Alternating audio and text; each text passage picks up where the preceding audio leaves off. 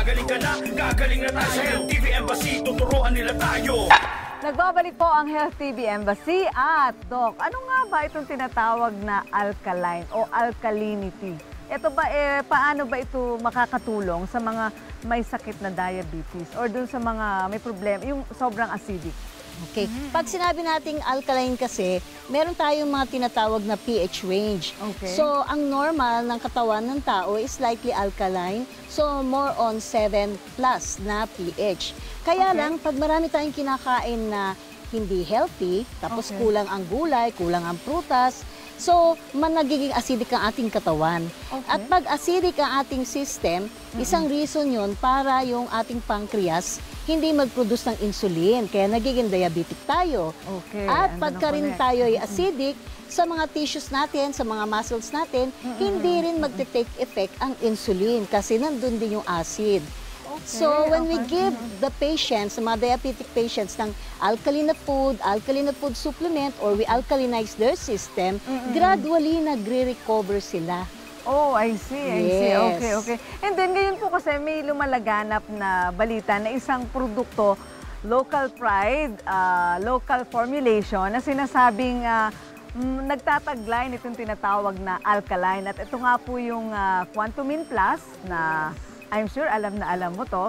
So, kasi ang sinasabi po dito sa Quantumin Plus, kumbaga, isang patak mo lang or pwede mong ilagay sa tubig. Yes. And then, magkakaroon ka na ng, makukure na kahit papaano or makakatulong na dun sa kawalan mo ng alkaline sa katawan. Yes, Tama po ba yun? Kasi maganda yung alkalinity ng Quantumin Plus. So, ang mga taong hindi kaagad makakain ng prutas, ng gulay, ito yung pwedeng magtulong sa kanila every time that they have meals. So, pwede mo ilagay lang sa tubig, pwede mo ilagay sa sabaw, pwede mo ilagay sa juice. So, it somehow helps na mag-alkalinize ng iyong katawan. Kaya yung diabetes, nakukontrol din. So, kumbaga, immediate pala ang effect nito. Yung kasi yung mga naririnig ko, Doc, marami kasi yung nagtitake niyan na pagka medyo nahihilo, nagsasublingual sila, lalo na yung identified na diabetic talaga. And nakikita nila na immediately after, in the next few minutes, bumababa ang sugar, pumapasok sa normal. Okay. Anyway, eto po, dagdagan namin ang inyong kaalaman tungkol po dyan sa Quantumin Plus dito sa aming report.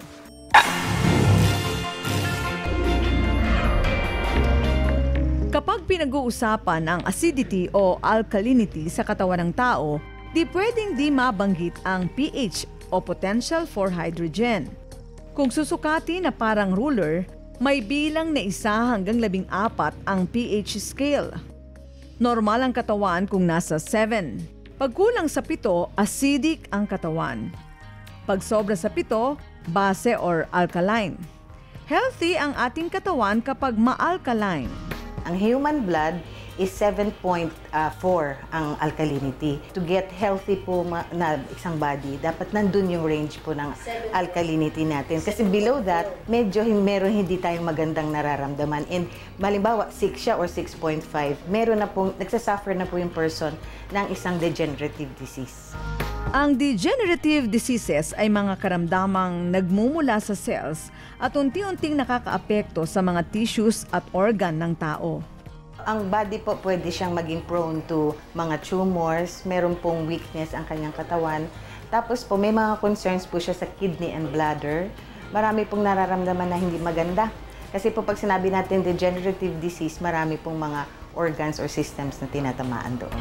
Pero don't worry!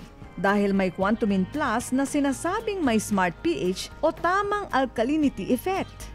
Ang Quantumin po ay nakaka-balance, no? Meron siyang intelligent molecule na tinatawag na it goes directly kung saan yung unang gagamutin na illness. Isa si Lori Andaya, 53 anyos na nakatira sa Calamba, Laguna. 3 taon na raw umaatake ang kanyang rheumatoid arthritis. Halos hindi siya makabangon sa nanunuot raw ang sakit sa kanyang tuhod at buto-buto. Noong nag-take ako ng gamot ng doktor, gumaling yung mga ko.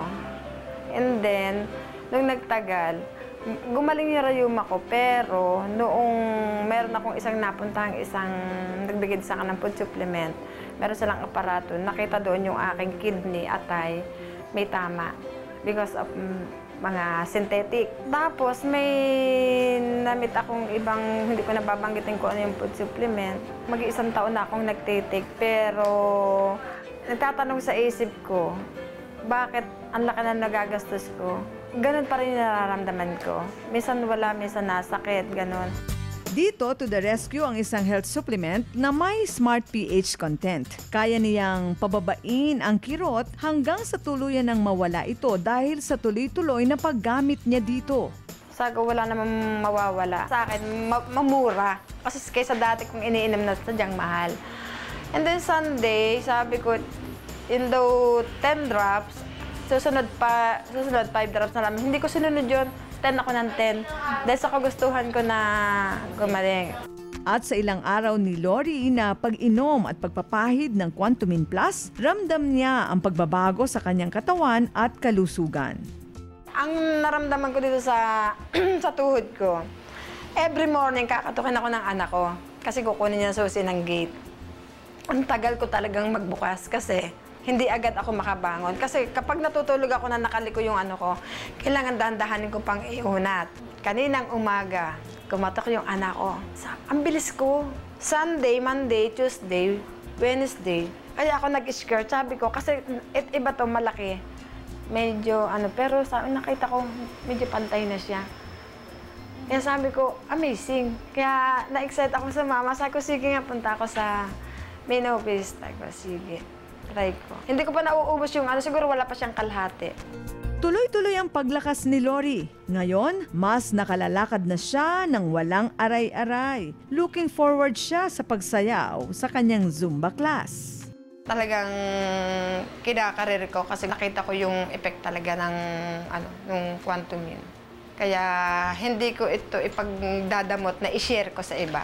Kasi yun yung puso ko. Kasi ayoko din na pag nakakakita ako ng may sakit, kailangan talaga i-share mo din para makatulong ka. Sa aming pagbabalik, pasyalan natin ang Klinika Manila at alamin natin ang kanilang iba't ibang serbisyong ipinagkakaloob sa kanilang mga customer dito sa Health TV Embassy! Gagaling ka na, gagaling na tayo sa Health TV Embassy, tuturuan nila tayo.